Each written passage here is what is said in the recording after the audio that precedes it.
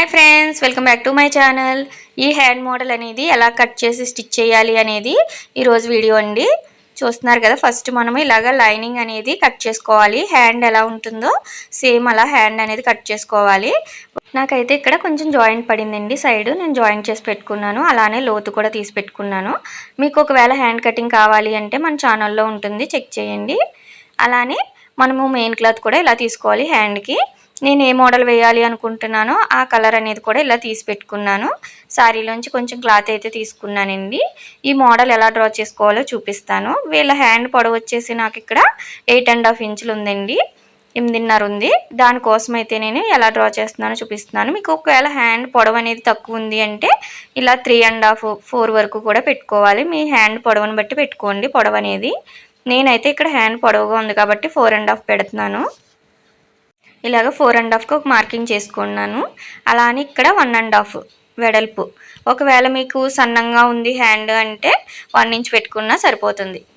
వీళ్ళకైతే నేను 1.5 పెట్టానండి. ఇలా మార్క్ చేసుకోవాలి. ఈ 2 లైన్స్ని ఇలాగ స్కేల్ పెట్టుకుని డ్రా చేసుకోండి. కరెక్ట్గా రావాలి లైన్ అనేది.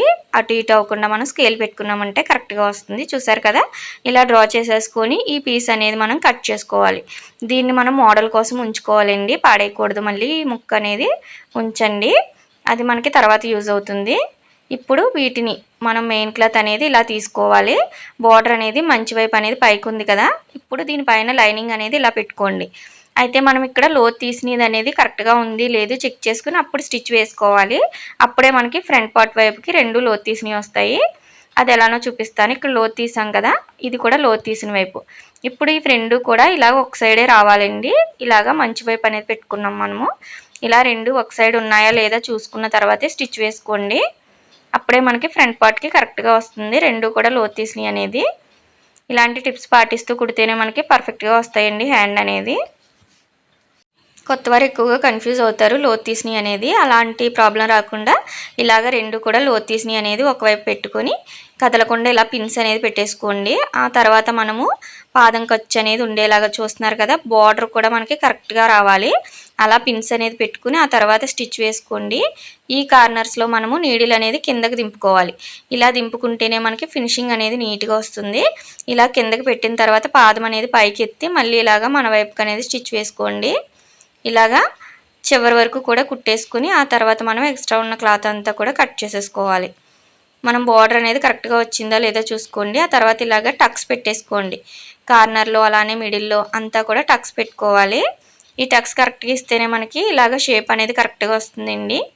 ఇలాగ దీన్ని ఇప్పుడు రివర్స్ చేసుకుని పైనుంచి మళ్ళీ ఒక కుట్టు వేసుకోవాలి. ఇలా కార్నర్స్లో కరెక్ట్గా ఉందా లేదా అనేది ఇలాగ మనము ఏదో ఒకటి కత్తిరి కానీ స్క్రూ డ్రైవర్ కానీ ఏదో ఒకటి ఇచ్చుకొని కార్నర్స్ అనేది కరెక్ట్గా తీసుకోండి.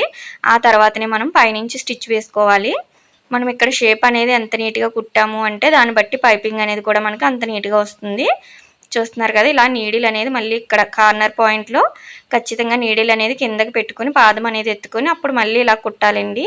అప్పుడే మనకి నీట్ ఫినిషింగ్ వస్తుంది. చివరి కుట్టు వేసుకోండి. అలా చివరి కుట్టు వేస్తేనే మనకి పైపింగ్ అనేది సన్నగా వస్తుంది. ఇప్పుడు లైనింగ్ని మెయిన్ క్లాత్ని జాయింట్ చేసేసుకోవడమే.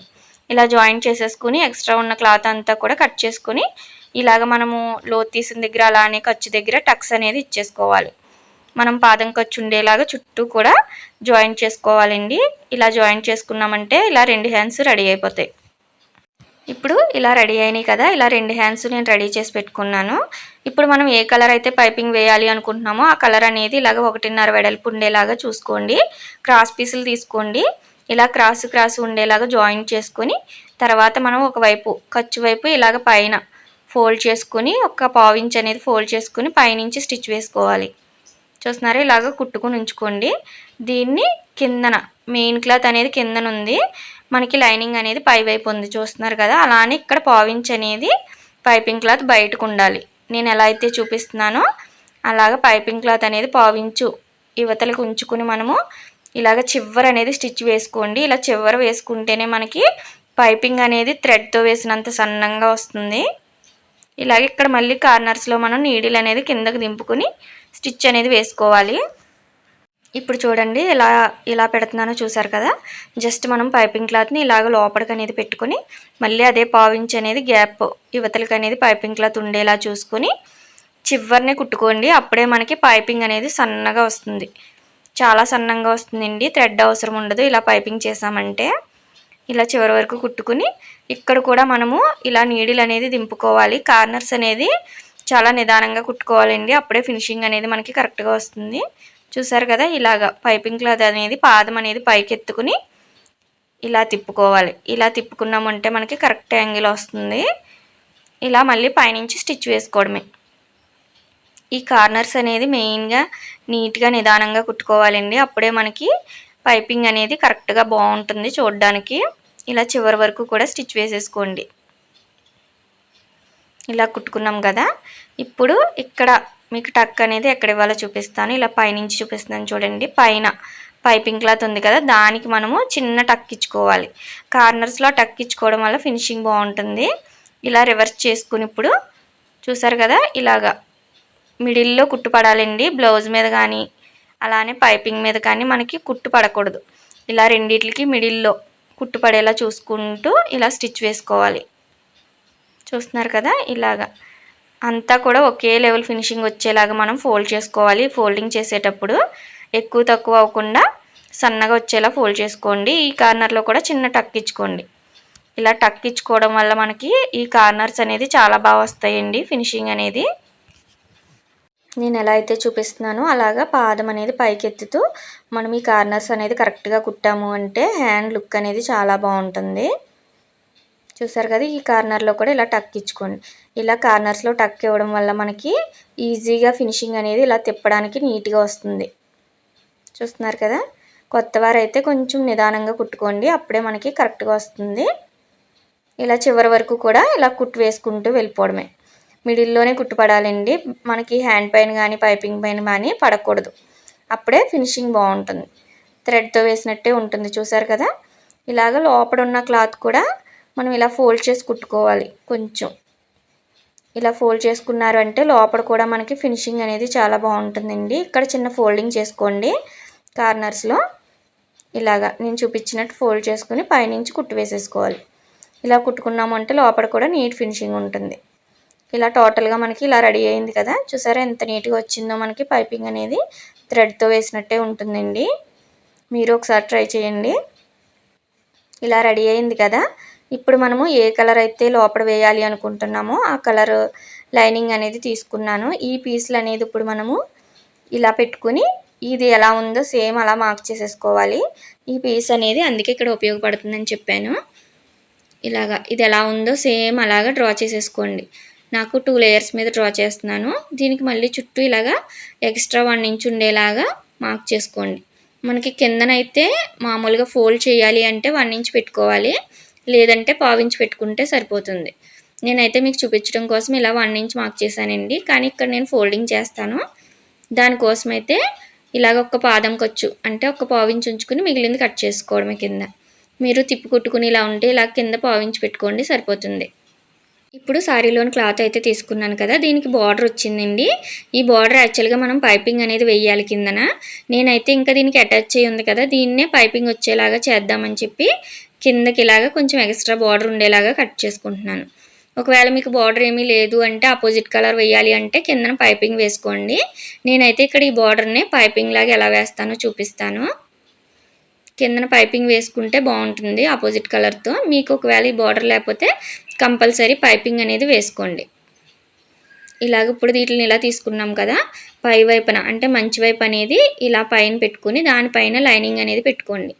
ఇలా పెట్టుకుని కిందన కొంచెం ఒక 1/2 ఇంచ్ అంతా మనకి ఇలాగా బార్డర్ అనేది ఉండేలా చూసుకొని అప్పుడు పాదం ఖర్చు ఉండేలాగా కుట్టుకోవాలి. ఇలాగా రెండో పీస్ కూడా సేమ్ ఇలానే కుట్టుకోండి. ఇలా పాదం ఖర్చు ఉంచుకోవడం వల్ల మనకి లోపల ఇంకొక పాదం ఖర్చు అనేది బార్డర్ ఉంటుంది. ఇలా కుట్టుకుని ఎక్స్ట్రా ఉన్న క్లాత్ అంతా ఇలా కట్ చేసేసుకోవాలి. ఇప్పుడు దీన్ని మనం రివర్స్ చేసినప్పుడు మనకి చూసారా బార్డర్ అనేది ఇలా వస్తుంది. పైనుంచి మళ్ళీ లైనింగ్ పైన ఒక స్టిచ్ అనేది వేసేసుకోండి. ఈ బార్డర్ అనేది మనకి పైపింగ్లో సన్నగా వచ్చేలాగా మనం ఫోల్డ్ చేసుకున్నాము అంటే మళ్ళీ ఎక్స్ట్రాగా పైపింగ్ వేయనవసరం లేదు. ఇలా మనము చూసారా ఇలా చూపిస్తున్నాను కదా, ఇలాగా చిన్నగా ఫోల్డ్ చేసుకోండి. మనం పైపింగ్ ఎంత సన్నగా వేస్తామో అంత చిన్నగా బార్డర్ అనేది వచ్చేలాగా ఫోల్డ్ చేసుకుని పైనుంచి ఒక స్టిచ్ వేసేసుకోవడమే. ఇలా రెండిటిని కూడా నేను ఫోల్డ్ చేస్తున్నానండి. మీకు ఎంత సన్నగా కుదిరితే అంత సన్నగా ఇలాగా. ఒకవేళ మీకు ఇక్కడ బార్డర్ అనేది లేకపోయినా ఆపోజిట్ కలర్‌తో ఖచ్చితంగా పైపింగ్ అనేది చేసుకోండి. అప్పుడే లుక్ బాగుంటుంది. ఇలా కుట్టుకున్నాం కదా! ఇప్పుడు చుట్టూ కూడా ఇలాగ లైనింగ్ అనేది జాయిన్ చేసుకోవాలి. ఎక్స్ట్రా ఉన్న క్లాత్ కట్ చేసేసుకొని దీన్ని మళ్ళీ ఇలా లోపలికనేది ఒక ఫోల్డ్ చేసాము అంటే లోపల కూడా ఫినిషింగ్ బాగుంటుందండి. అది ఎలానో చూపిస్తాను. ఇలా చిన్నగా లోపలికి ఫోల్డ్ చేసుకోండి. అప్పుడు మనకి లోపల కూడా చూడడానికి నీట్‌గా ఉంటుంది. పోగులు అనేది ఎక్కువగా రాకుండా ఉంటాయి. ఇలాగా చిన్న చిన్న టిప్స్ అనేది వాడారు అంటే మనకు ఫినిషింగ్ కూడా లోపల కూడా చాలా బాగుంటుంది. ఇలా లోపలికనేది చిన్నగా ఫోల్డ్ చేసుకోండి. ఒక్క పాదం ఖర్చు. ఇలా ఫోల్డ్ చేసుకున్నాం కదా! ఇప్పుడు దీనికి జాయింట్ చేసుకోవడమే. ఇలా కరెక్ట్‌గా పెట్టుకొని కిందన మనకి కరెక్ట్‌గా కుదిరిందా లేదా పైపింగ్ అనేది 2 ఈక్వల్‌గా వచ్చినాయా లేదా అనేది చూసుకోవాలి. చూసారు కదా! ఇలా కరెక్ట్‌గా రావాలి. ఇలా వచ్చిన తర్వాత మనము ఇలా పిన్స్ అనేది పెట్టుకున్నామంటే కదలకుండా ఉంటుంది. ఇలా 3 వైపులా కూడా మనం పిన్స్ అనేది పెట్టేసుకోవాలండి. పైన అలానే చివర ఇలా పిన్స్ పెట్టుకొని కదలకుండా చూసుకోండి. ఇలా పెట్టుకుని మనము చివరి నుంచి జాయింట్ చేసుకున్నామంటే మనకి ఈజీగా హ్యాండ్ అనేది రెడీ అయిపోతుంది. ఇప్పుడు ఈ చివర మనం ఎక్కడైతే పైపింగ్ స్టిచ్ వేసామో అక్కడ ఇలా రఫ్ ఇచ్చేసుకొని అదే స్టిచ్ పైన కుట్టుకుంటూ వెళ్ళాలండి. మనం పైపింగ్ కుట్టాం కదా! సేమ్ అదే స్టిచ్‌లో వెళ్ళాలి. మనకి కుట్లు అనేది ఎక్కువగా కనిపించకూడదు. అప్పుడే మనకి హ్యాండ్ లుక్ అనేది చాలా బాగుంటుంది. చూసారు కదా! ఇలా చివరి వరకు కుట్టుకొని ఇక్కడ మళ్ళీ రఫ్ ఇచ్చేసుకోండి. ఖచ్చితంగా రఫ్ ఇచ్చుకోవాలి. లేదంటే మనకి విడిపోతుంది క్లాత్ అనేది. అలా కాకుండా రఫ్ ఇచ్చేసుకోవాలి. చూసారా లోపల కూడా మనకి ఫినిషింగ్ అనేది ఎంత బాగుందో. ఇలా చాలా ఈజీగా కొత్తవారు కూడా ఇలాంటి డిజైన్స్ అనేది పెట్టుకోవచ్చండి. ఇలా బటన్ పెట్టామంటే లుక్ అనేది ఇంకా గ్రాండ్‌గా ఉంటుంది. చూస్తున్నారు కదా! ఇలా చాలా ఈజీగా మనము హ్యాండ్ అనేది రెడీ చేసేసుకోవచ్చు. అలానే మనకి బ్లౌజ్‌కి అటాచ్ చేశాక కూడా లుక్ అనేది ఇలా ఉంటుంది. ఇలాంటి చిన్న చిన్న సింపుల్ మోడల్స్ పెట్టారు అంటే కస్టమర్స్ అనేది కూడా మనకి బాగా పెరుగుతారండి. మీరు కూడా ఒకసారి ట్రై చేయండి. అలానే మీకు ఈ లీఫ్ నెక్ మోడల్ కావాలి అన్న మన ఛానల్‌లోని చెక్ చేయండి. మీకు ఈ వీడియో నచ్చితే లైక్ చేయండి, షేర్ చేయండి, సబ్స్క్రైబ్ చేసుకోండి.